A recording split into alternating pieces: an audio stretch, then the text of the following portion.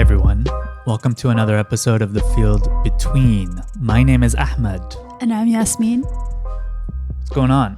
I feel a little under the weather. I'm not sure why. I just feel kind of like tired. And I've had kind of like I've taken ibuprofen. I think it just wore off again. I should take some more, but I've got like a weird buzzy headache. Yeah. But besides that, I'm good. How are you? I'm good. Chilling. Same old. Nothing new. Yeah.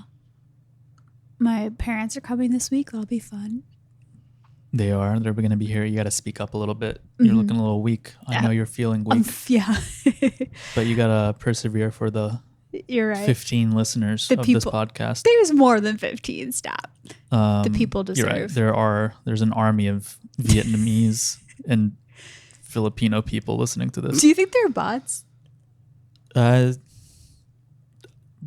I think that's incredibly degrading. I'm sorry.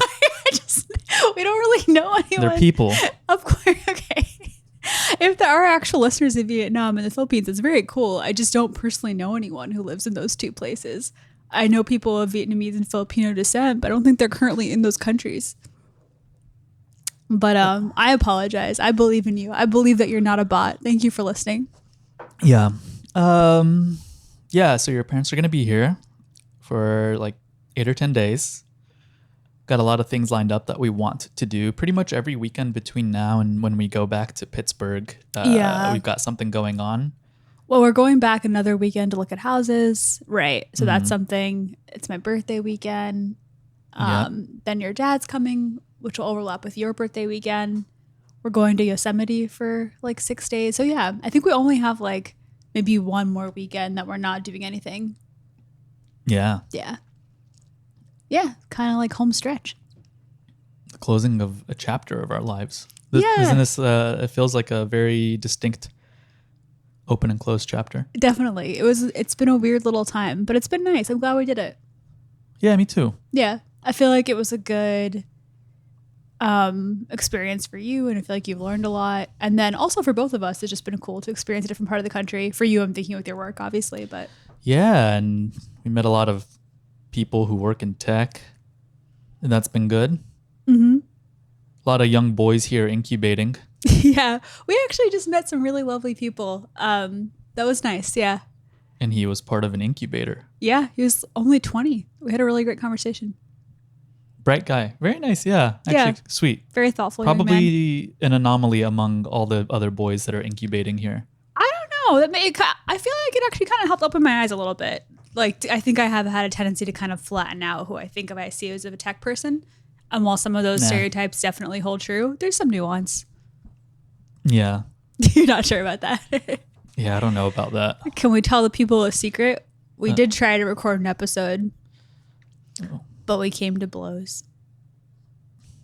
It wasn't violent. It wasn't violent. It makes it sound like a domestic abuse situation. No, I was in a bad mood. No, but I did not abuse you. Yeah. Oh, you think people would think you were abusing me? Oh, I don't know. No one was abused, but I think we're in a good place now. We're like, if it's going to hurt our relationship, we'll stop recording. So that's what we did. Yeah. And now we're back.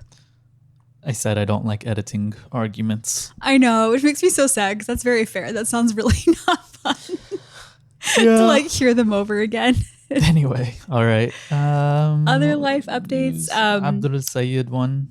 Yeah. Oh, did you know another Arab Desi power couple? His wife is Desi. Oh, that's funny. Yeah, she's Indian Muslim. Wow. It's really interesting. I'm seeing all these reels comparing him to Mamdani and like how different their styles are. And I get the like impulse towards comparison because they're both like progressive, though they use different labels, and they're both, young, charismatic Muslim men. But it just kind of is funny. Like, they actually are very different stylistically. There's not really a whole lot of reason to compare them besides that. But it's just interesting to see people. Yeah, I understand the impulse, but yeah. I went back and I actually listened to an episode of ours. I think it was episode 90 from May 2025. And I think that was the first time we really talked about Zoran, and the first time God, was it that recently? That's crazy that it was only a year ago. Yeah. And we also talked about Abdul Sayyid In the same episode? in the same episode. funny. And I brought them up as like, oh, this is, these are interesting guys, but there was something that gave me pause at the moment, which I think is still kind of holding true. And I think you only really need to consider it insofar as like what you believe the place of electoral strategies are. But at the time, actually, Abdul Sayyid had been saying he's aligned with the uncommitted movement.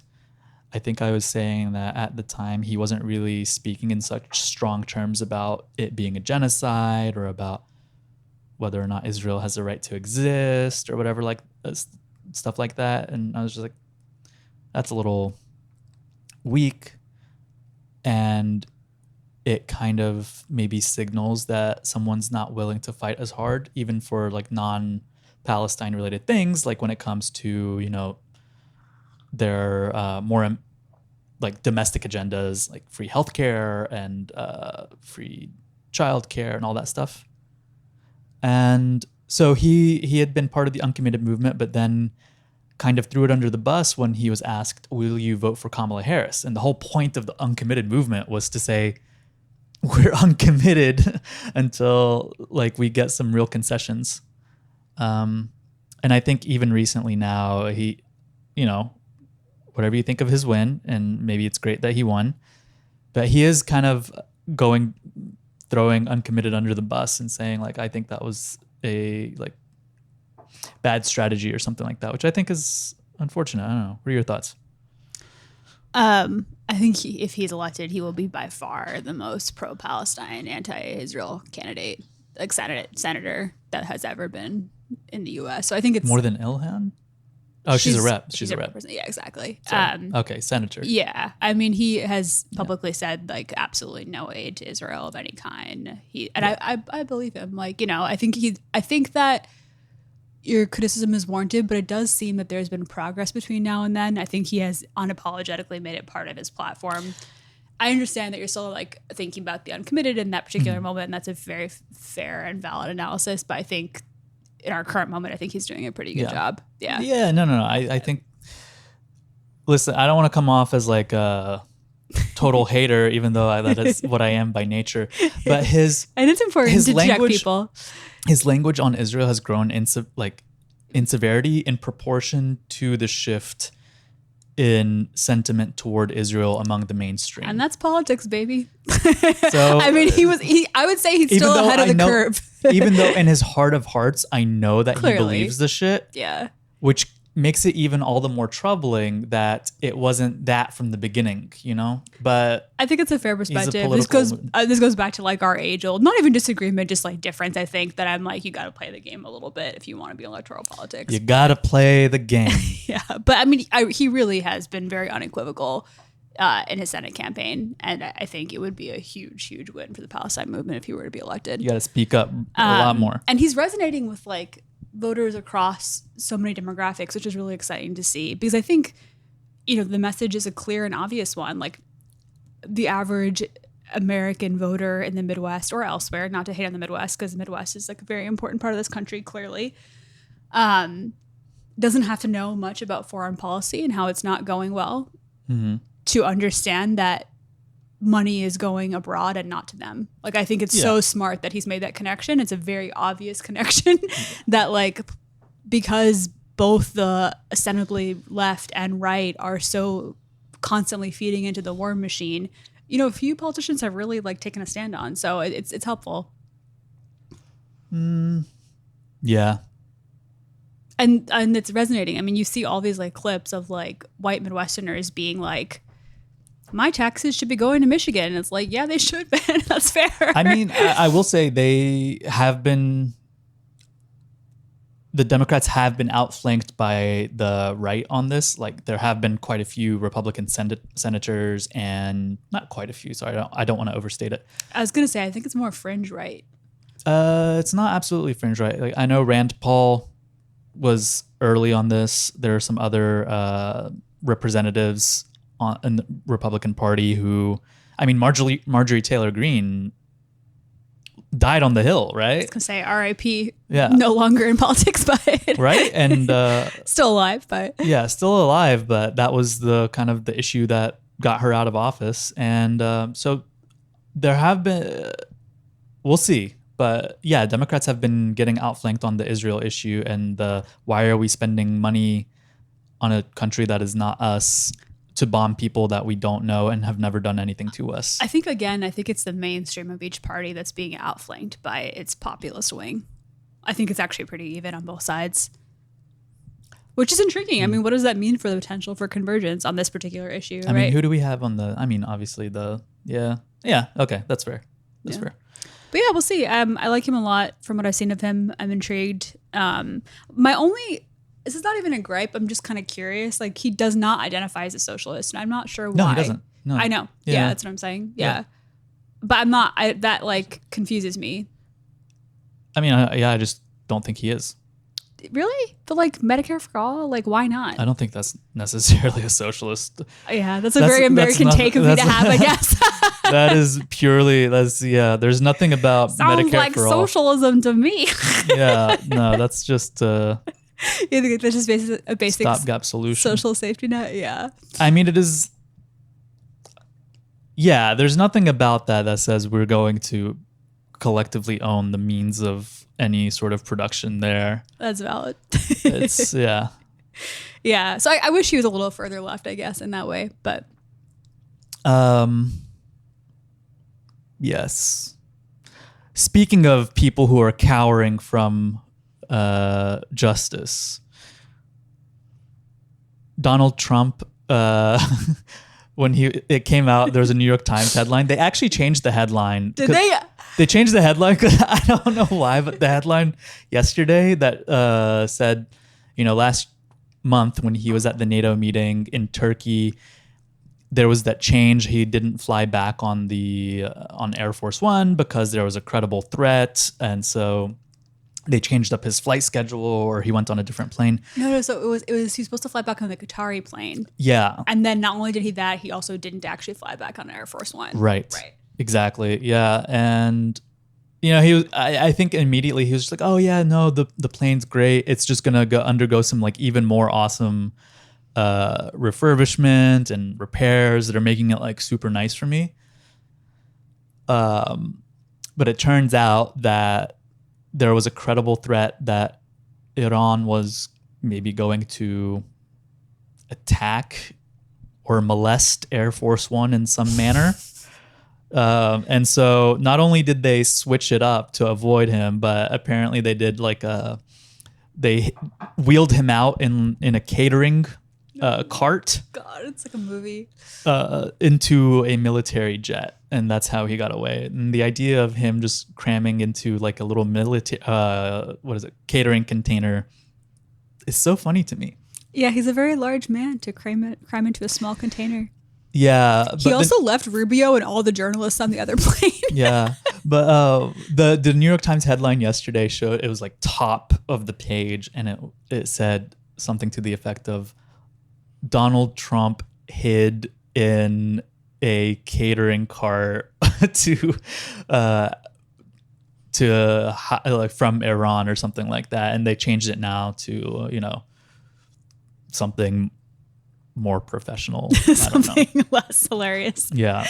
Yeah, that's super funny. Cowards. The administration is like loose-lipped. That's a wild thing to let go to the press. Yeah, and there was the picture for the story was like, here's the container they took him out on. This is the one, and it had it circled. That's really funny. So I don't know how this stuff is leaking, but it is. I think that I guess this is different, but I think that folks in the military are frustrated. A lot of people seem to be talking to reporters about like the ammunition stock being down and the worry. Yeah, we don't have our precious bombs. Well, we don't have our missiles. Apparently, we've gone through half of them. Yeah. In the Iran conflict. Yeah, I actually was scrolling through Financial Times earlier, and there's a kind of like an op-ed. There's some group of 400 plus people who were intelligence, either ex-CIA or current, and are anonymous, but they've formed some sort of group and they're trying to warn about the downfall of democracy, which the idea that the CIA is worried about democracy anywhere in the world is hilarious to me. Talk about chickens coming home to roost. Yeah. Yeah. Yeah. Yeah. But yeah, excited about Abdul Sayed. We'll see what happens. Yeah. I remain in my tense wait and see posture with my arms folded. Have you seen his workout videos? I thought those might resonate with you. I was like, I have seen his workout videos. I was like, I feel like this is something we would shoot for you if you were running Do you for want office. me to rate his body? No, that's okay. Okay. All right. All bodies are beautiful bodies, but Okay, I all think bodies are beautiful. It's a very like Midwest macho male kind of aesthetic. I think it's funny. Good I think for him. he was Why trying not? to, because he started doing that shit at the same time that everyone was like, we need a Joe Rogan of the left. And then for a second, people were like, maybe it's Hassan Piker. And then they're like, no, Hassan Piker hates Jews and he hates Israel. And so he can't be. He's the most toxic man. He's Hitler. He's also not a politician. He's a journalist, Yeah. Is he a journalist? Podcaster, journalist. He's just kind of a influencer type. Yeah. I mean, right. I don't think he ever wanted to be in that role. He was just like, what the fuck is this? This is stupid, to his credit. But yeah, I think Abdul Sayed tried to maybe swerve into that lane a little bit by starting to post kind of counterbalancing masculine content from, I think there's from a also, different like, perspective. Not to overanalyze this because it's hard to know. Obviously, these are all personas. But I do think that there is, like, for Muslim men specifically, for like Arab and South Asian men, there's kind of like a need to like really make yourself legible in a way that there might not be the same pressure on like white male politicians. Like Mamdani clearly is like always in a suit. He's always smiling. He's like exceedingly polite. Mm-hmm. And I think this guy is kind of like, you know, maybe they already have like natural inclinations, but they really have to like lean into them. Interesting. And he's like, yeah, I'm an all-American man. And he is. I mean, he's born and raised in Michigan. So you think maybe there's something more sinister beneath all that facade? No, I don't think it's sinister at all. I just think that like it's an image of masculinity that he's hoping will resonate and like past the kind of like Arabness. It'd be like, well, he's just like a guy like me. You know what I mean? He's like Right. yeah. And not a sleeper cell. Right. I mean, it's also intriguing. We're very far away from this, obviously. But I mean, unlike Mamdani, Abdul Sayed like could run for president one day, right? Can he? Yeah, he's born and raised here. Oh, okay. Yeah. Which I think is gonna make the hate even more intense. But honestly, First Egyptian president. I know, wouldn't that be cool? Oh, did you see that like thing I sent to you? I thought that was really sweet. He's talking about going back home to Egypt. Oh yeah, his family being and it kind of reminded me of your family because he was Right. talking about like how like his family's very working class, and I feel like we've had that experience. Well, I don't want to speak for, I'm not Egyptian obviously, but like a lot of the people we've met here who diaspora Egyptians. are much like my own family in Pakistan, from wealthy. very like upper class backgrounds, Yeah. which is not the case with your family, which is just kind of like a sort of, it just comes up in interesting ways, like what their impressions of Egypt are versus like your families. And Right. yeah. I don't really know what else to say about that, but it was just Alexandrian. kind of sweet to say that resonated. Oh, is he from Alexandria? Yeah, Wow. his family's from Alexandria. Nice. Iskandria. Very Yeah. nice. So I mean, You know, there's some things everything's to root aligning. for. I want to like the guy, but Yeah. I just need him to You be know, a little bit more. I believe that we all emphatic. have our roles, and I think that yours is an important one. I mean that genuinely. I think it's important to hold politicians accountable. I can definitely get more fangirl. I'm down to fan. Yeah. Okay. What are we talking about today? I feel like there's one more item I would talk about. Oh. We went to Sequoia. We don't have to get into detail about that, but that was really fun. Mm-hmm. Saw some massive big burning trees. down. That was really cool. Is it burning now? No, it's burning down. Just kind of generally, not right now. Oh, okay, good. Because some of like Route 101 is on fire right now. Sick. But that's not where Sequoia is actually. So sorry, Toward I'm the getting north or the confused. south? Kind of like central. Yeah. In between San Francisco and LA. Oh, damn. The Big Sur region. Yeah. That's what we wanted to do. I know. I just sent my dad the article because he hasn't read it, but he's a little concerned. Okay. Hindu, I was wanting to kind of mention like the sort of like really lovely moments of Hindu Muslim unity that are happening in India right now. after the like successful student protests that ousted the education minister. We don't have to go into all the details, but just like very cool to see a kind of rejoinder to the BJP government. This is kind of a random Rejoinder. I think so. What does rejoinder mean? Rejoinder is like a. Sounds like joining in. With the- No, it's like a like putting someone in their place. Oh, okay. Yeah. This is random. I'm taking this poetry class right now, which has been really fun. It's just today was only my second day. It's like every day. And like a friend of a friend posted it, and it happens to be that everyone in the class is in India except for me. So it's like their nighttime In India, yeah. and my daytime. It's like the morning for me, which is nice. Mm-hmm. But yeah, today someone wrote a poem about like violence against Muslims in India. It was just like super interesting to like sit in and like kind of observe everyone like talking about it. Yeah. They were all very like progressive and thoughtful, and like I'm sure that a lot of conversations about like different minority groups in the US probably sound similar to Outsiders. It was just like a weird experience. Yeah. Yeah, it's interesting.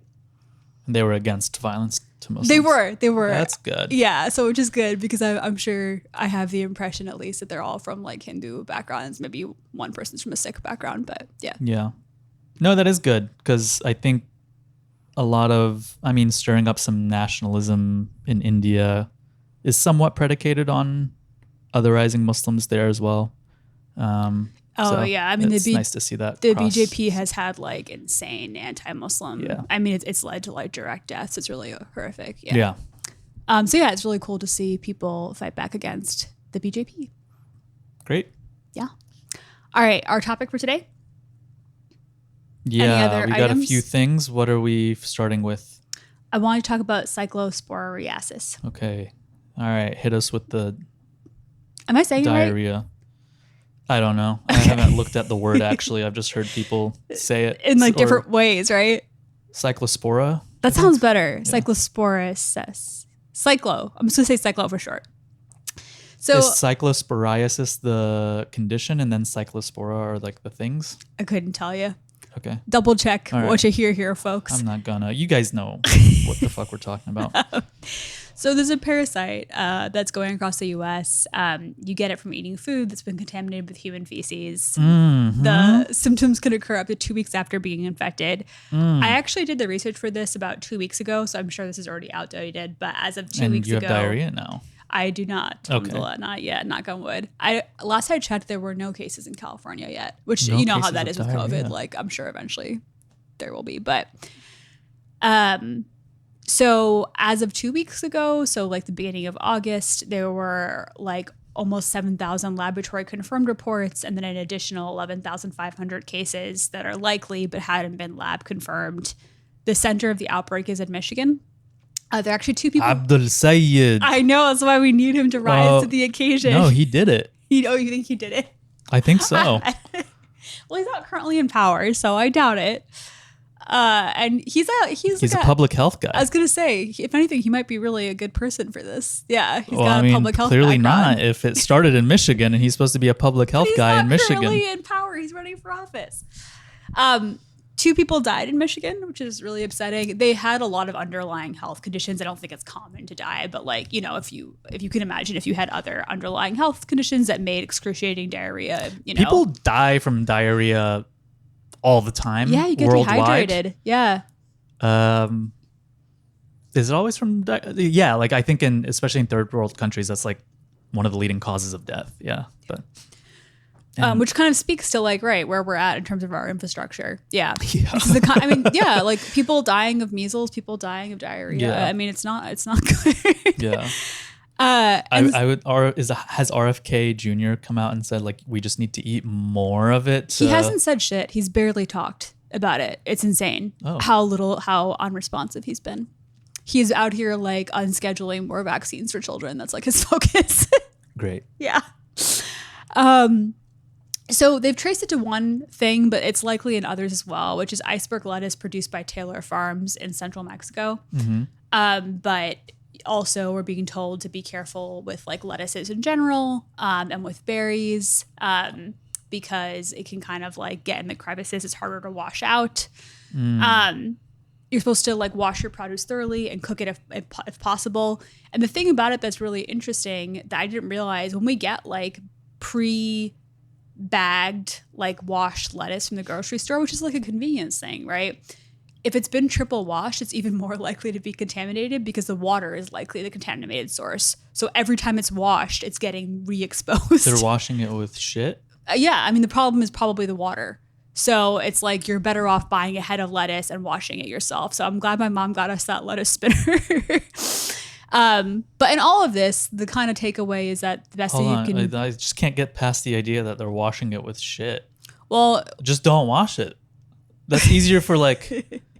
Why are they doing that? Well, they didn't realize their water was contaminated. Oh. Yeah. But apparently it's always more risky to buy the pre-washed lettuce, which is kind of crazy. I never knew that. Well, also it just gets so wilty so quickly because it's already got so much moisture in That there. happens with me with all lettuce, but I don't know what I'm doing wrong. You get some lettuce or some like cilantro in like the little plastic container, and then you put it in your fridge, and next time you look in there, it's brown. Yeah. I didn't get parsley, by the way, at Trader Joe's because they didn't have any, but that's exactly the kind of stuff we're not supposed to be getting, though you were cooking it. But yeah, I was going to cook it. Yeah. Well, it sounds like your parents are not going to eat meatballs when they're here. No, you make it without the parsley.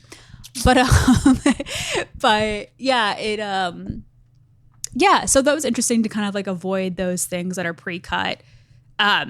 But the reason I'm bringing all this up, and I've got an article here that I was going to read from, but I might just kind of talk more off the top of the head. The thing that I found really interesting about this is learning about our supply chain, and that the same contaminated lettuce that was in Taco Bell was also, there's varying accounts, but it seems like potentially also sold at Whole Foods, distributed through Cigna, which is some kind of food corporation, to like a variety of different places. So it's interesting to think about like that the same sources are being marked up at different prices. And I think the idea that we have like freedom of food choice, like we live in the US specifically, is like the most hyper consumerist country in the world. Like, have you ever seen people visit here and just be like shocked at grocery stores? I've witnessed this a few times. Like I've seen like relatives, like distant relatives from Sweden be literally just like bowled over by the number of cereal options. Like we have this illusion of choice, but in a lot of ways, we don't have that much choice at all, right? Like if the same thing that is being sold to Taco Bell is being sold to Whole Foods. Oh, yeah. But we're paying a massive markup for what is actually literally shitty produce.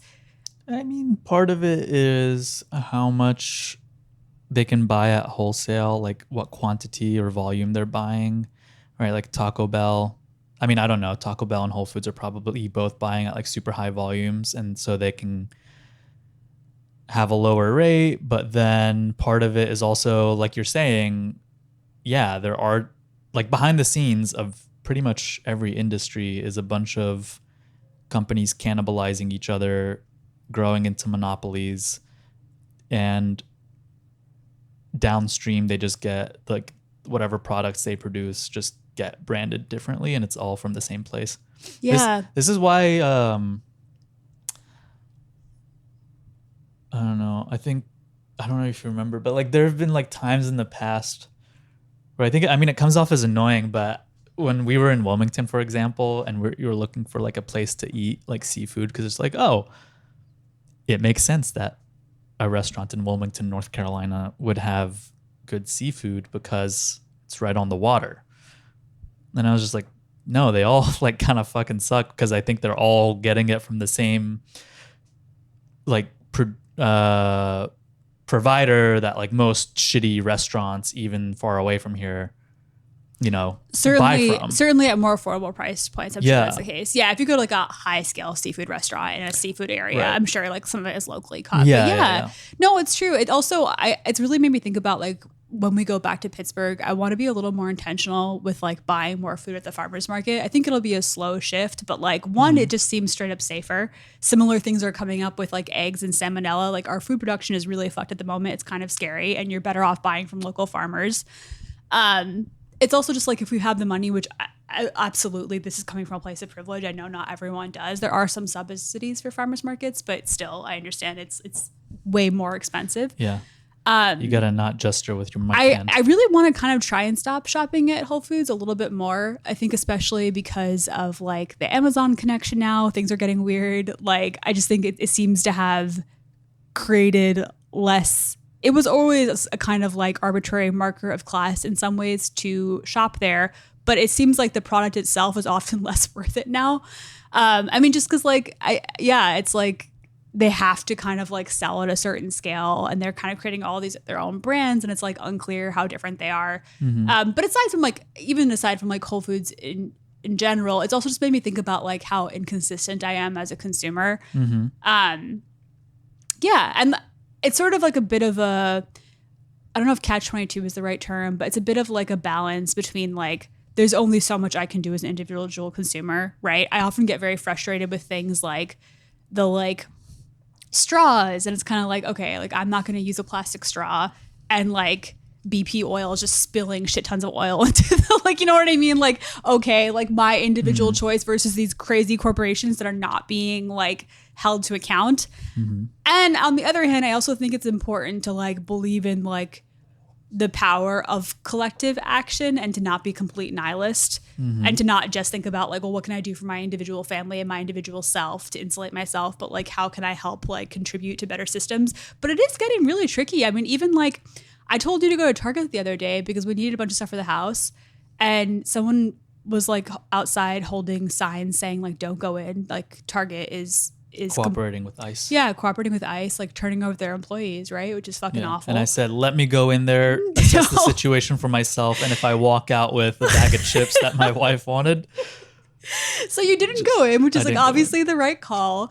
And so then like I had a list of, this is like a stupid example, and I understand this is again coming from a place of privilege, but like it is an issue. I had a list of like 10 things. So I went to the Walgreens near us, and everything is fucking locked up here. Yeah. Everything. It's insane. They treat like, I'm sure we live in an area in which crime is probably rampant because there are a lot of people who like are desperate for basic necessities. But I left the store. I bet they are losing more money by having everything locked up. If you're not in the US, if you're not familiar with what I'm talking about, if you are our listeners in Vietnam and the Philippines or elsewhere around the world, basically like in urban areas right now, our pharmacies are completely like locked. And so to get any item, like to get toothpaste, you have to like click a button, and some poor employee has to run over to you and unlock it and give you the toothpaste. So at this particular Walgreens, I'm not. And then they're kind of following you around like a squire the entire time, because like I'm like, I need more shit from different shelves, and you keep summoning them. But at this place, there was like only 3 employees because like no one's fucking hiring anymore when they should be. And there's so many people there. And so I waited, I timed it for a full 11 minutes, and no one came for my very first item. So I fucking walked out. And then I went home. Igor, get over here. I went home and master. I ordered everything on Amazon, which also is an evil corporation.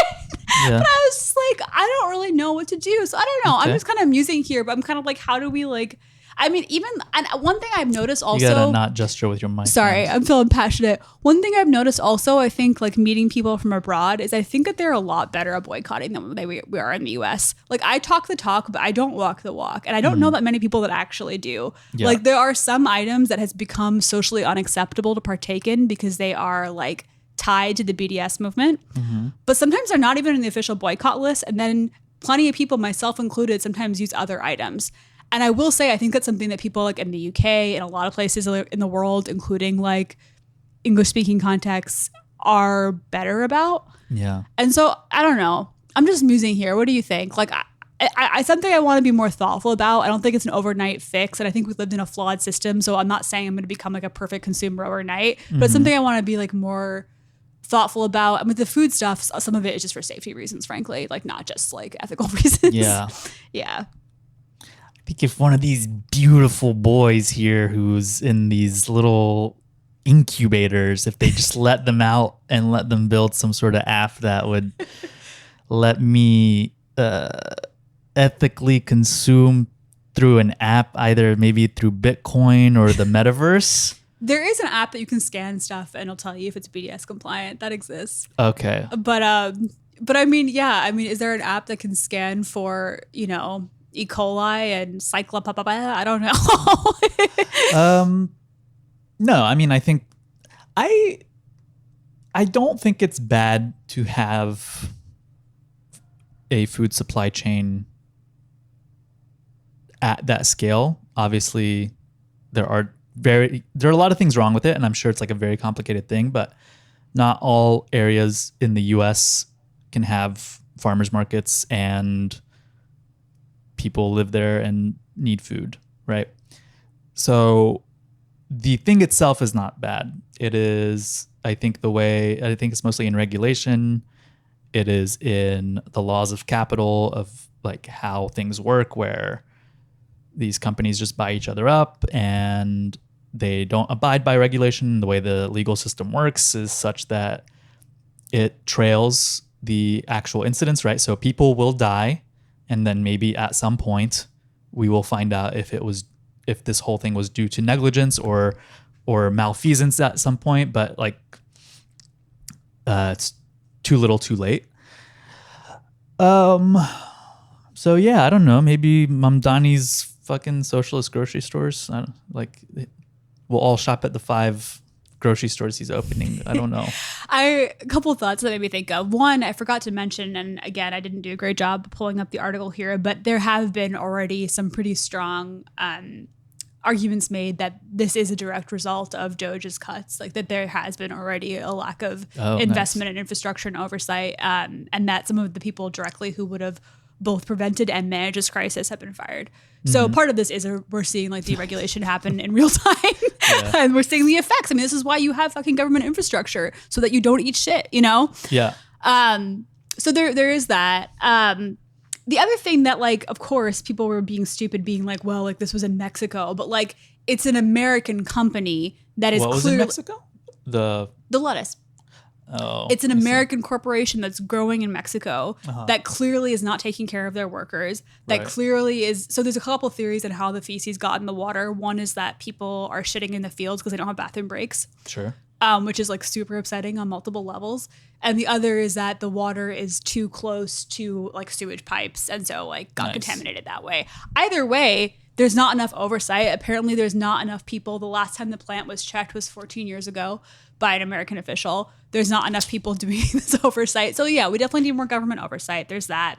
But something I'm grappling with, my old roommate talked about this. I think you were there for that conversation. I found it really striking. I do think that like when the revolution comes, whatever it looks like, I do think that there will be a loss of consumer choice. Like I think that we will be able to have things less on demand. And I think that's probably for the betterment of like society. But I think there will be like a sense of loss there a little bit. Like it's not like that. I don't think things can't be beautiful in a socialist world, or that I don't think they can be like of good quality. Definitely, I think to the contrary. But I do think like maybe there shouldn't be 200 cereals, and maybe I shouldn't be able to order my pharmacy things like for delivery the next day. Some things will change in convenience, I think. I don't think we can live in a world that is as hyper convenient. That the cost of the hyper convenience, I think, is kind of killing us. I 100% agree with you. Rhetorically, I do not like this move though, because it plays right into like right-wing conservative straw man arguments where it's like, oh, they just want to, you don't like choice. They want to make us a third world country. Like they want to take away this and that and whatever, right? And rhetorically, it's just bad to be the one saying we got to do less of this. I actually do believe that, I mean, I don't know, like I don't think there's going to be a revolution that suddenly changes the entire food supply chain. I think what's more likely is that there will hopefully over time be more transitions toward more regulation and more government, therefore collective ownership. Right? It's not just the problem of the food chain. It's a problem of whether or not we have democracy, whether or not we have public ownership of industries and have actual control over them, whether or not we can agree that there are certain practices that are harmful to the environment that ought to be curtailed, and like we should do something about it and be better stewards of the environment and therefore change agriculture and manufacturing practices. And so when maybe that those decisions, if they are ever made, will result in us still operating on a scale that is enough to obviously feed the country, but yeah, maybe there aren't 40 different kinds of cereal.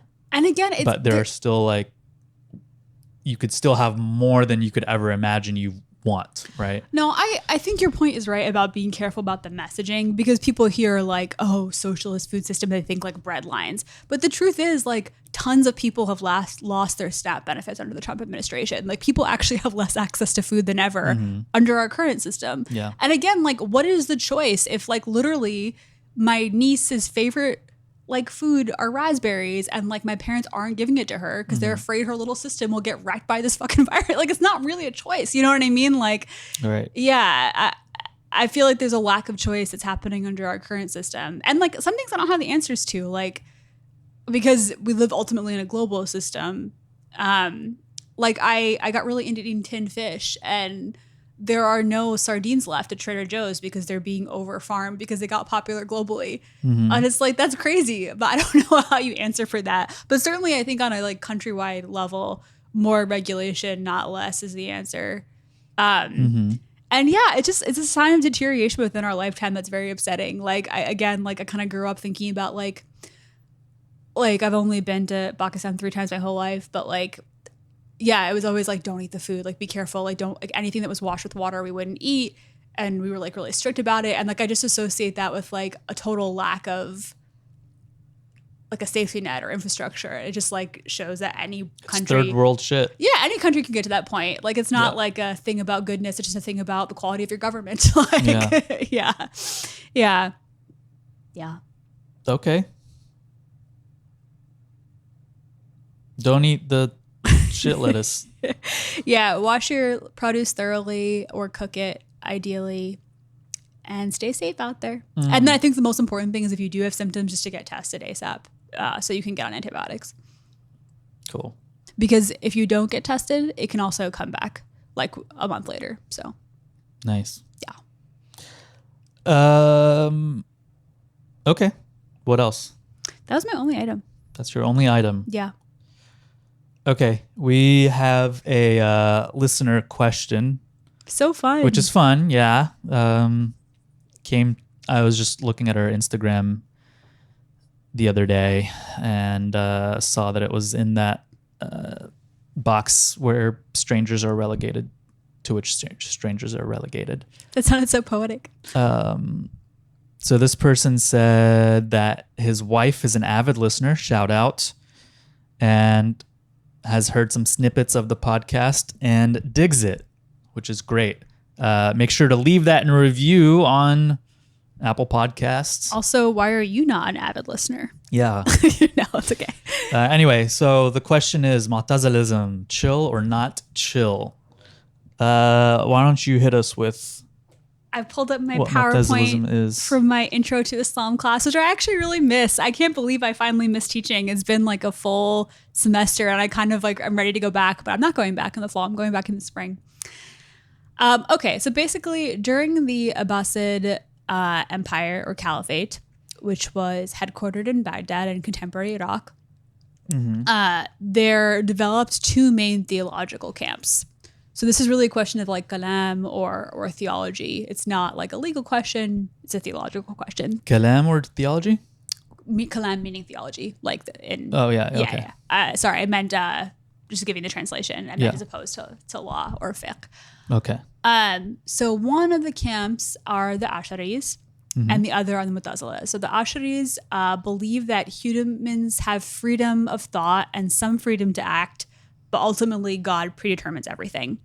One of my students came up with a really good analogy for this. They were like, oh, you can put into like a GPS how to get to your destination, but you're getting there. Like you could take different paths, but like your destination. Nice. That's a good analogy, That's kid. Good analogy. Another big kind of important part of Ashari philosophy is that humans can't truly know God's divine plan. And so therefore we can't really understand the full picture of God's divine justice and morality. So like, you know, you can't rationalize why natural disasters happen. Like there is a reason they happen. There's like a justice to it, but like your little brain can't comprehend. This is a simplification. But basically like we can't fully understand God's picture for justice. Okay. Yeah. And the Mutazila are the opposite. They believe humans have total free will. So everything is determined by us. Mm-hmm. And also that like evil does exist in the world, but God doesn't do evil. Yeah. So through rationality, we can understand morality. So like I can use my intellect to kind of understand why things are the way they are. Yeah. This is, I think, in some schools, heretical, because some people believe that you cannot ascribe to God having created something evil, right? So even if you're saying that evil arises out of people's actions, God still created all the conditions and the people. And like, if you're saying that God has created something evil, then that is kind of heretical. But when I was reading Ibn Qayyim, like he says, God only creates that which is good in his infinite wisdom and mercifulness, because he is all merciful. And so therefore does not create anything that is purely evil. So nothing purely evil actually exists. And to the extent that evil exists, it's because it is preponderated by good. And so good that does not exist is because it was preponderated by evil. That's interesting. Yeah, I don't know how. I mean, Ibn Qayyim was a little bit after this, so I'm not sure how he would like line up in terms of like Ashari versus Mu'tazila. I think he would say kind heretical. Of framework. Yeah. But I guess one thing that's important to note is that neither of them think that God is evil in any way. But that's an interesting point. I don't know what they would say to the point of like, well, if humans are made in the image of God, how do we reckon with them being evil? That's an interesting thought. But also created, right? Like if God created everything, then he also created men who then exercise their free will, but like the evil was still I guess you could say like like shaitan exists, like the devil exists, right? So like I mean people who choose to so that's Israel kind of like exists, right? I mean right, exactly. And then a big debate that they had, and this is so interesting because it just shows like how the stakes of things changes, because literally no one cares about this anymore, but they were like killing people for this. Not chill. Also, to go back to, I think at the time of Ali, they were kind of neutral on that succession, right? What do I have I have something in my notes here. I would say that these are like very much theological movements that are dated to the Abbasid Empire. I don't think there are people who are straight up like saying I'm a Mu'tazilite like at the time of Ali. Maybe you could say that there's like antecedents to that kind of strain of thought. Yeah. I think during the time of Ali ibn Abi Talib and Muawiyah, like they were just kind of middle of the road on that issue. But anyway, maybe that's besides the point. They were middle of the road in terms of like the succession. Interesting. I don't think of that as being, maybe I could be wrong, but I don't think of that as being like a Mu'tazila versus Ashari issue, but I could definitely be wrong about that. Yeah. So their big debate that they had that was like that they're most well known for was like whether or not the Quran always existed. Right. So another way, the createdness of the Quran. So some people are saying that if it is the word of God, then logically God must have preceded the Quran. But then others say that both are like eternal, and so neither were like created, which I don't know. What do you think?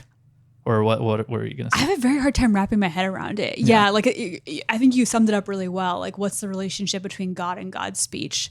Like is God's speech, because on the one hand you could say like the Quran was revealed in a specific moment in time, but on the other hand like it's written for eternity. Like it's not something that I'm losing sleep over, to be honest. I feel like the Kalam thing is interesting. Like you can dissect it further and say, okay, well, when we're referring to it as speech, it does not necessarily preclude the idea of its uncreatedness, right? Like the Quran can be not created, or the not the Quran, Maybe you right? mean, Like, like, but the not truths, eternal. right? Right. Could be Yeah. eternal, and then also spoken by God, who is also uncreated and In a eternal. moment in time. Yeah. Yeah, and those things are not mutually exclusive. So, like, I don't know. And then you get into weird, I don't know if this is Neoplatonism, but when we say speech and things like that, then we ascribe anthropomorphic qualities to God, which is also another issue. Yeah, so the Mu'tazila are definitely very influenced by like Neoplatonic thought, like you said, and there's this whole translation movement that has happened. So people are really, a lot of this is kind of being shaped by like Don't gesture Greek with your philosophy. mic. Yeah. And the Ash'aris end up saying the Quran is eternal; it's always existed, and the Mu'tazila say the Quran was created in a specific moment in time. Okay. And then the Mu'tazila are also very worried about anthropocentrism, but to the point of almost like parody. Like, it's kind of crazy. Like, they'll point to verses like Ayat al-Kursi, or like they'll point to verses that talk about God like sitting or God's voice, and they'll be like, but God doesn't actually have a voice. They were like super insistent. Right. And the Ash'aris were kind of like, okay, chill. Like, it's not that big of a deal. So no one's like making it seem like God is a human just because we're using these terms, you know? Yeah. So Kalam as a science, I guess, was kind of, it seems, I don't know, correct me if I'm wrong, developed as kind of a defensive posture in the recognition that they needed to be able to defend against attacks from people who were saying God doesn't exist, or from people who are trying to, like you were saying, ascribe anthropomorphic qualities to God, which maybe they felt was a slippery slope toward like idol worship or worship of people. So they developed this thing called Kalam, which is Arabic for like talking or whatever, but it's like tried to read a little bit about it, and it's just, I don't know, it feels like it's hard to wrap your mind around, just because I don't know, man, just search it up. Like, it's weird. Like, I feel like it's like arguing with a real philosophy bro about a bunch of shit that you're like, why am I doing this in the first place? Yeah, I agree. It's very super erogatory, I guess. I have a lot of respect for falsafa, for philosophy, and for kalam. It's not like, I mean, obviously I work on contemporary Muslim American communities, is very far from my specialty, but I will say I have a deep appreciation for it, though it's not at all my subfield.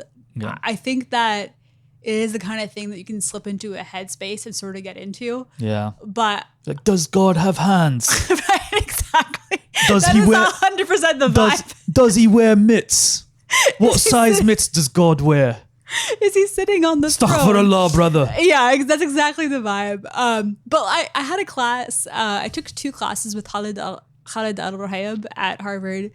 They're Islamic philosophy classes. And the first one I really hated. It just did not come naturally to me. I found it very difficult. And by the second one, I was kind of into it. And I think when you kind of see it as people arguing, it becomes more fun. Yeah. And I really appreciated his kind of framework for the class. He was very stern because the class also had undergrads. He was just like, this class will not help you understand your Muslim friends. Yeah. This class is not that relevant for contemporary issues. And I was like, that's legit, man. Yeah. And like, he had so many funny stories about trying to explain what he did. But but the thing that I think to me is more interesting personally, because I am more of like a history person just by nature and by training, is the political ramifications of this debate. And I think it's a really good example of how people can do wild shit with any kind of ideology. So I would say, like, just like from where I stand, I'm someone who, like, if you read me, I don't care that much about the createdness of the Quran debate or the anthropomorphism debate, but I'm definitely someone who would be sympathetic to a viewpoint of God that allowed me to have total free will. Like, I find it very difficult to think about everything I do being predetermined and define life meaningful. That seems kind of rough to me. Yeah. So I feel like I would be kind of Mu'tazila sympathetic, but they're assholes. They're really shitty. They were really shitty. Again, they executed people who didn't so agree. They created this like minha, this like trial. And so in order to be in any kind of official role under the empire, you had to like swear the Quran was created in time. And if you didn't swear to it, they would either imprison you or kill you. So people really turned against that brand of theology largely for political reasons because they were like just like really persecuting people. And it seems less about. Meanwhile, the people are probably like, bro, I have no idea. Yeah, like literally, who cares? I still have not learned how to read. Right, 100%. Yeah, and like you have really famous standoffs with like Ahmed ibn Hanbal, after who the Hanbali school is named, who never wanted a school of law to be founded in his name, but who was a great collector of hadith and by all accounts a very pious man who just was like refused to bow, and like he got a lot of people really interested in his position because he was kind of seen as like someone who wasn't going to cave to like government pressure. And so I think a lot of it ended up being more about the political dynamics than anything else in terms of like the Mutazilas, the inheritance of how people see them. Yeah. I want to say also, I think there is something appealing about trying to establish a logical chain of thought that establishes God as the one creator of like everything in a way that is logically packaged very well, and can stand the test of time in the sense that the further we get from Revelation, there's this thing that unifies all belief regardless of what modernity has introduced, right? And so like God is the one sufficient cause for like everything, and everything is downstream of that. And so I can also see how that could also be very mystical in a sense that, okay, then if everything is just downstream of God, obviously then that should affect how you act toward other beings and things and whatever. So yeah, I think it's a really good way of putting it because it makes Kalam seem less kind of like loose and like I don't know, pie in the sky. Because I think a lot of these people who were making like proofs for God's existence really believe that it was important for people to understand this kind of like first principles or causality arguments of like there is a being and I can prove it rationally. You know, but I would argue that they were never that successful. But you say that, but at the same time, right? Like a lot of Islam is about submission and belief, like even in doubt, right? And so this seems like a way of trying to erase all doubt, which is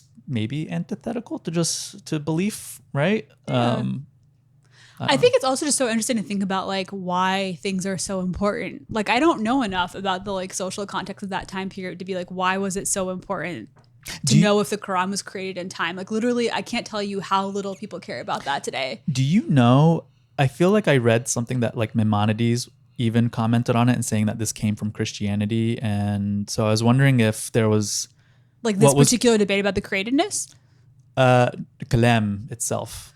I don't think anyone would argue that it came from Christianity. If you wanted to make an argument that it was completely derived, you would probably say it was an inheritance of like Neoplatonic Greek philosophy. Mm-hmm. But I think that that's an unfair argument. I think that if anything, the kind of like translation movement naturally created a lot of kind of cross-cultural conversation and innovation across a number of disciplines, and the religious sciences were no exception. Mm-hmm. But I mean, yeah, I just feel like that's, I feel like to say that it is like what, therefore it's not Islamic because the kind of patterns of argumentation and philosophy in particular were influenced by, I mean, you could really pull that thread quite far then. Mm-hmm. You could be like, oh, well, fiqh was inspired by Jewish law. I mean, you could really go like, true. Yeah. I mean, that is especially less Kalam, especially philosophy. That is an argument people will make is like, this is just like based on people who had multiple gods, you know, like, why should we be interested in this? A lot of people throughout history have said that it's not necessarily a bad thing. It's important that people learn Kalam. Some people learn Kalam and like we have some mutakallim, but it's not for everyone. And like, it would actually be bad if it was a common thing. Yeah. It's like the Necronomicon almost, where it's just like, you shouldn't look into this or you might lose yourself. Yeah. I mean, people say very similar things about Sufism, right? Yeah. Like you have a lot of like elite Sufis who are like, we shouldn't talk about how close we can come to God because, well, we understand the distinction between this and between polytheism, other people might be confused. Like the masses don't understand. Yeah, I don't know. Interesting. I think it's interesting also that when we think about theology today, we kind of are thinking largely more about like, well, maybe I'm too blinded by like the standards of our own time. I was going to say, I feel like when I think of theology today, I think about more nuts and bolts, but maybe that's just because maybe if I lived in this period, I would have thought that like it was a basic tenet of faith to know whether the Quran was created or not. So I take that back. Interesting. Yeah, maybe I can't see because I'm in my own time period, like whatever. Yeah, you got to stop gesturing with your mic hand. Oh, sorry. Yeah, what is something today that's very theologically debated Islamically that maybe in 100 years people would be like, okay. I don't know, right? Maybe there are some things, but I feel like a lot of people now just debate historical events. Yeah. About like who was wrong in certain battles or certain disagreements or splits or whatever, or like debate hadith. But, that's a good place, actually. There's a lot of people who are becoming more like Quran purists across ideological lines. Maybe that's something that will feel less relevant because we'll have settled it. But is that, I mean, yes, I guess in some form that is a theological, that's a theological debate about like, the relevance of hadith. Is relevance of hadith, or like, do you need some that are, or like, do we believe in the ones that are ahead, like, just transmitted by one person, right? Or do they have to have multiple people, which apparently is like 9 hadith where multiple I've heard different followers. Numbers. Depending on the number that you think have to have heard. Yeah. Yeah. From what they're, yeah, maybe that'll be something. I don't know. It's conjecture. But I feel like that's even that is just, is that theological or is that more like jurisprudential? I mean, you're right that there are a lot of jurisprudential like implications for that, but I think it's theological. It is yeah, but I guess when I think of this, I think more it's more fundamentally about like the divinity and the createdness of God, and the uncreatedness of God, and what it means that something is fundamentally created or not. But it had very legal implications, right? I mean, you couldn't serve in government if you didn't agree with the people in power. Yeah, yes. But you know what I'm saying? This stuff feels very much more tied to the fundamental truths maybe that permeate everything. And I don't know that there are. Everything now is kind of downstream of, it's fiqh. Like it's like, oh, we don't know for sure, and there's like some level of doubt, and we'll probably make some error, or we have to make some assumptions. We're not trying to arrive at a universal truth. Maybe because we don't live in a Muslim majority empire. Yeah. I don't know. Something I think we should bring back, my hot take, I think we should bring back the Mu'tazila's distaste and worry about anthropocentrism. Yeah. Yeah, in the sense that I feel like a lot of the ways that we talk about God, at least in like a Muslim American context, are getting a little Christian-y. I don't know. Even honestly, not just Muslim American Christianity, but not just Muslim American context, to be quite honest. But yeah. Yeah, I think that I think it's a natural inclination in some ways, because as like a singular being, to talk about a being that is beyond category, it's just naturally difficult, right? Like I can't fully comprehend, obviously. I can't even understand a fraction of what it means for a being to be omnipotent, to be like all encompassing of all of creation. So like, I guess in some ways we are stuck with the language that we have and the limited understandings that we have. But I just think that some of the ways that like the highly personal ways that we talk about God can be like a bit manipulative. Yeah. Yeah. I feel like I'm not describing well, but I feel like you get what I'm saying. How else would you explain it? True. Yeah. I mean, yeah, you're fitting God within a framework that you've developed that is very secular, right? And you're invoking God to justify what is predominantly a secular belief rather than the other way around. I wanted to say, actually, going back a couple of points, when they say, humans have total free will and evil arises out of human action and free will and not because God created it. one thing about that troubles me, and I don't know where to take it or where it ends logically, but to me that almost feels like I think what they're trying to do is not ascribe to God malevolence, which I agree with, right? Like if God is all merciful, then like everything that God has created has some beauty in it, or is even preponderated by beauty. However, that I think there are some people who would say that these categories of like beauty or whatever and good are also not something that we can ascribe to God because I don't know, we're like, it's almost like the anthropomorphism thing where we're ascribing human qualities to God, and it's like not God's concern. But that to me feels like we're then saying, okay, God is this being that creates not for any sort of desire, right? Like, why did God create humanity? Why did God create the earth if not out of some desire? And are we then saying that he is just creating stuff almost in kind of like I don't know, not an anarchic sense, but like just kind of like in a there's no rationale or whatever. It's just this being is creating because it can create, and that's that. Like that sort of troubles me. I don't know. Does that make sense? Yeah. What makes you feel like there isn't a rationale? That if there was a rationale, there wouldn't be evil? Let me open this up.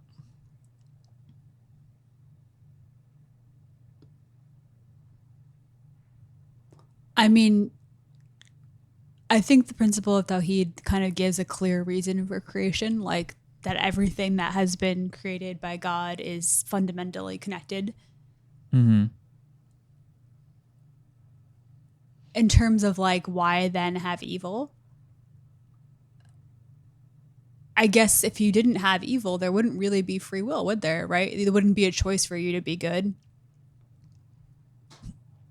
Yeah. I mean, the problem of evil is like a very old philosophical problem. While you're looking for that, can I read you a quote? Yeah. This is from The Master and Margarita, which after we read that book that we have queued up to read, I want to read this one next with you. Either this or the one that's inspired by it that I won't say on air.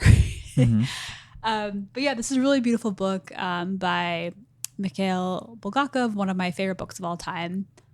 And it deals a lot with this question of like good and evil. The kind of like premise of the book is that the devil comes to Soviet Russia, but no one believes in the devil or in God. And the devil's kind of like, what's going on? But anyway, I believe this is the devil speaking here. I can't remember though. But would you kindly ponder this question? What would your good do if evil didn't exist? And what would Earth look like if all the shadows disappeared? After all, shadows are cast by things and people. Here is a shadow of my sword. But shadows also come from trees and living beings. Do you want to strip the earth of all trees and living things just because of your fantasy of enjoying naked light? Very nice. Yeah.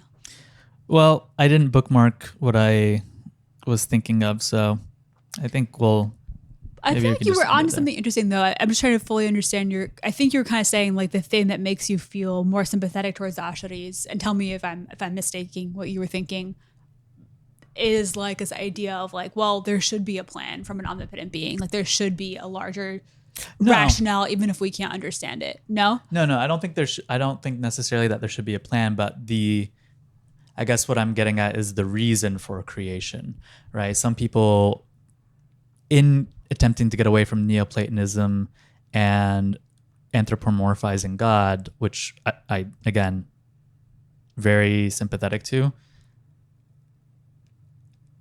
remove attributes such as desire from God, because those are like more human things and understandings of emotion, whatever, and how humans rationalize and think about things and perceive things. And And so then to me, it feels like the image that they are creating of God is that God then just creates for what purpose? You could say from an Ashari perspective, and maybe this could make us all more sympathetic to the Asharis, which actually the vast majority of the world is, by the way, because of the legacy of the Mu'tazila. From an Ashari perspective, you could just say, like, literally, your job as a created being is to worship God, and it is not for you to understand the full the picture of God's Zan. Like literally, our minds in this lifetime, in this dunya, can't comprehend God's plan for the universe.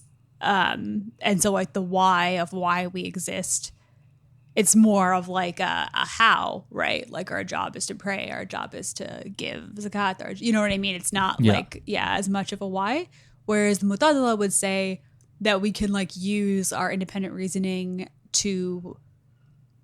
and our rationality to understand the why. I think it's fair to say, like, to understand, like, the why behind the injunctions we're given. And that could even lead to kind of, like, further downstream, which maybe makes people nervous, which is fair enough. Like, you know, when are things actually more metaphorical? When are they literal? You know, like, when am I actually being asked to do something? And when am I, you know, my interpretive, one person's interpretation can lead them in very different directions than another person's interpretation, right? So that's kind of maybe the danger of, like, allowing for a hyper rationality. Yeah. Another kind of tradition that we have is, like, the tradition of 99 names. I think that's a really beautiful way at getting at God also. These kind of superlatives of, like, the most beautiful, the most great, that I think are a really helpful way for our human minds, at least speaking for myself, to kind of start to get at, like, the vastness of God. And a lot of them are also kind of, like, contradictory, and it kind of shows, like, right, like, this is a God that's beyond paradox, right? That encompasses greatness beyond paradox. Yeah. We didn't even talk about atomism. I have no idea what that is. Atomism? Atomism. Atomism? Atom. Like an atom. You know? Tiny particles. I don't think they knew what atoms were. Mu'tazilite view of the universe is supported by the doctrine of atomism. This is the belief that all things and processes can be reduced to fundamental physical particles and their composition. Mu'tazilite atomism, however, did not imply determinism. Mu'tazila atomism is also basically has several differences with Greek atomism. In this case, the Mu'tazila uses atomism to strengthen the concept of responsibility, causality, divine justice, and monotheism within the framework of Kalam. Abu al-Hudayl al-Alaf asserted that a single atom could aggregate with two or more atoms through the mediation of an accident that gives rise to a physical dimension that can be seen and measured. Each atom is essentially homogeneous. There's no intrinsic difference between atoms, but they can differ in quantity and spatial position. The concept of accidents in the Mu'tazilite atomism is understood as entities that are separate from the atoms themselves. I do not have the context to know, like, what people thought was an atom before the 19th century. They were thinking about some shit. Well, it sounds like what maybe I'm totally speaking out of my butt here, but it sounds like maybe there already was this term, and then when we discovered the atom, people used the term atom, but I have no idea how these people are using the term atom, because they didn't, right? The particle atom was not discovered, right, until, like, much later. So I have no idea. I think it was theorized earlier, actually. You might be right based on this. This is like a Wikipedia page. It's saying, although the connection to historical atomism is at best tenuous, elementary particles have become a modern analog of philosophical atoms. I don't know what that means, to be honest. I think probably people were theorizing that there was something so infinitesimal that we couldn't observe with our tools, but like there's a fundamental physical building block of everything that we see. That's cool that they even thought about that, honestly. That's amazing. But yeah, they couldn't actually peer and see, like, oh, these atoms are creating like this chain, and therefore this is the, This is kind of a tangent, but if you'll indulge me, I feel like I feel like also this is a good reminder, like when people are like the golden age, I'm sure I've gone on the soapbox before, but like the golden age of Islam was like the Abbasid Empire. And like, yes, like the Abbasids made incredible advances in science. I mean, like the dude who created the like kind of prototype for like modern glasses. I mean, the translation movement brought together like knowledge from all around the world, and like there was advancements made in geometry. Like truly it was a groundbreaking time for like scientific innovation and discovery, and in the humanities or the religious sciences as well. But like no time was great for everyone, you know?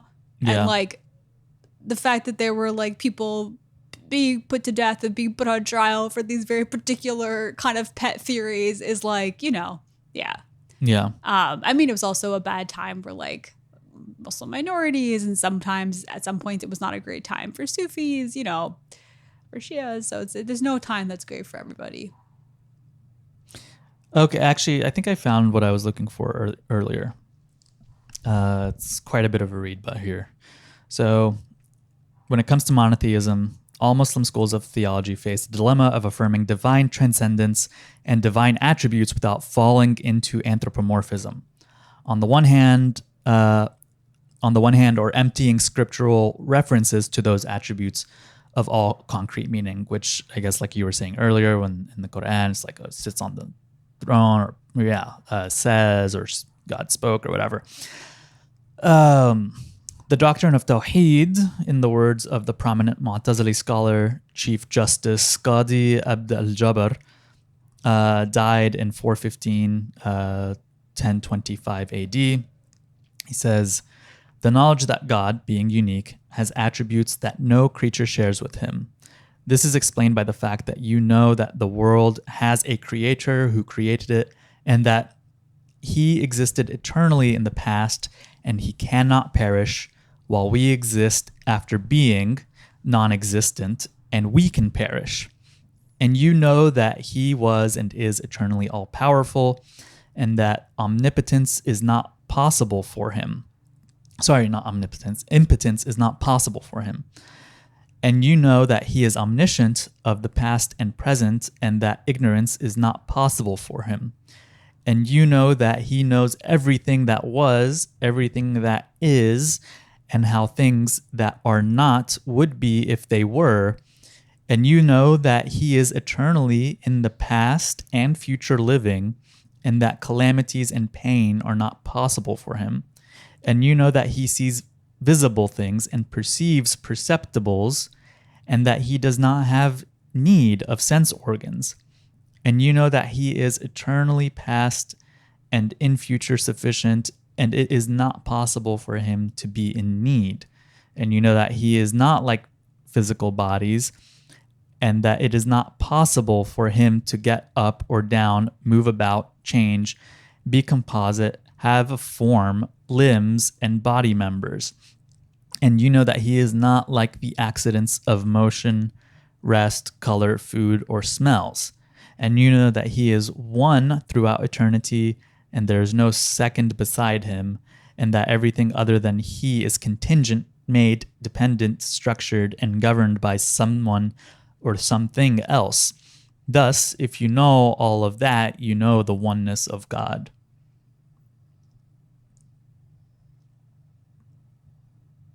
You know what this makes me think of?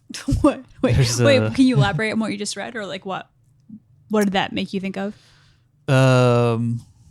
This episode in The Simpsons where Homer asks Flanders if God is all powerful, or if Jesus is all powerful, could he microwave a burrito so hot that even he could not eat it? and Flanders kind of has a little existential crisis. But you know what?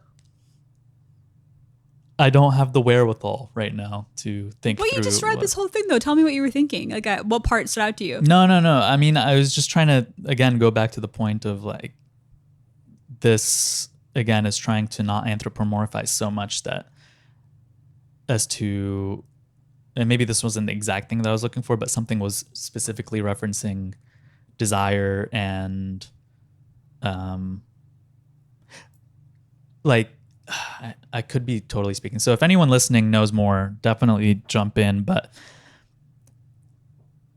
some of the Mu'tazili was just saying, it's like, oh, well, heaven and hell as we think of them are not actually created yet because there's no need for them and God has no purpose for them. And so because we haven't had the day of judgment, and so God has no desire, like we can't ascribe those say those things are created because that would imply that God had some sort of desire to then punish, etc. And I'm like, okay, if you're trying to remove these qualities from God because they're too anthropomorphic, then like why fundamentally, how do you explain God choosing to create humanity?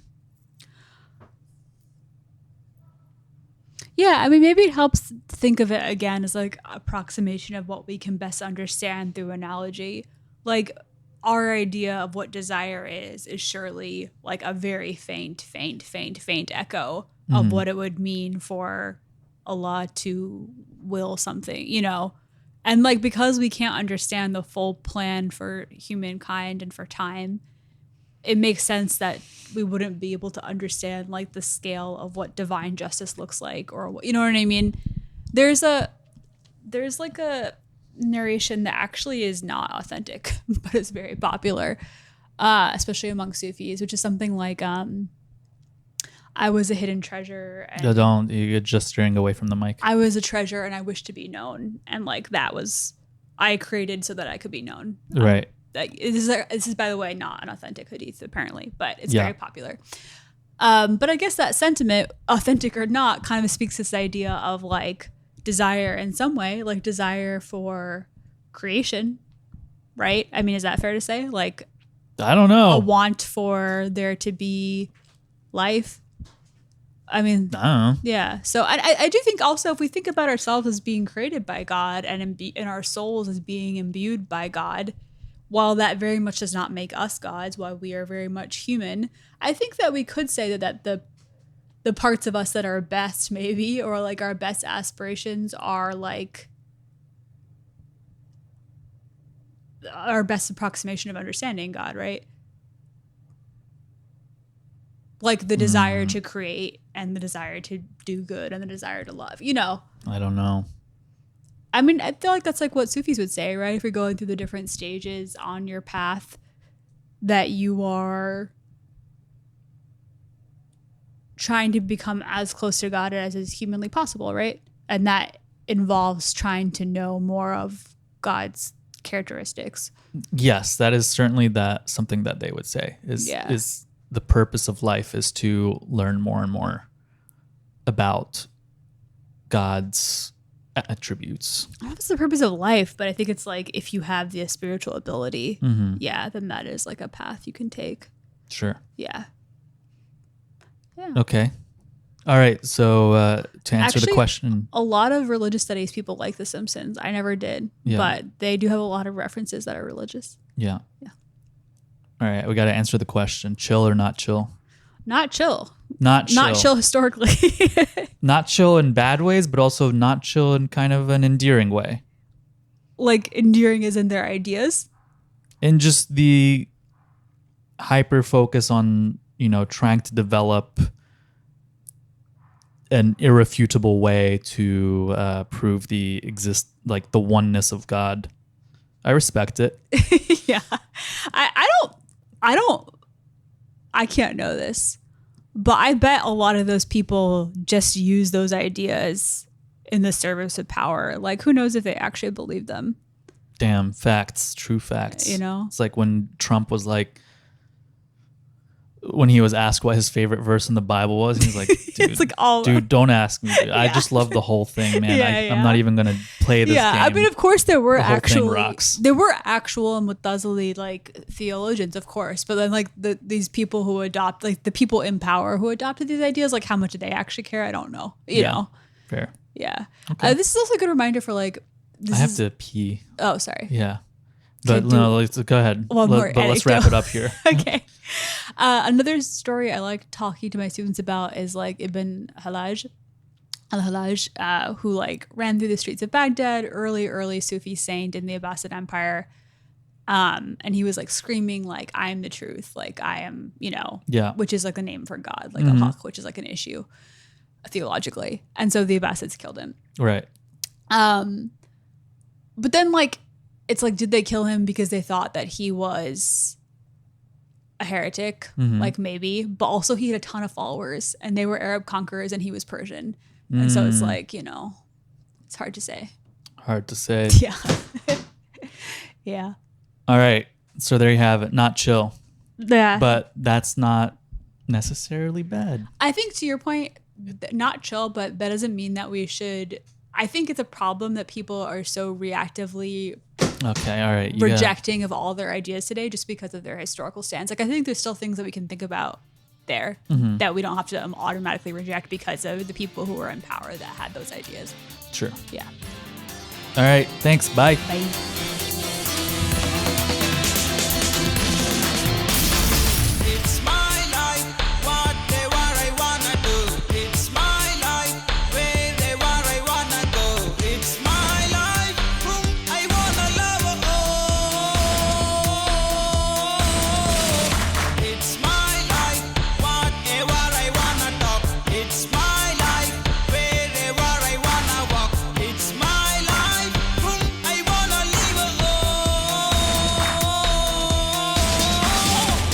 If you live like that, do you know what people think about you?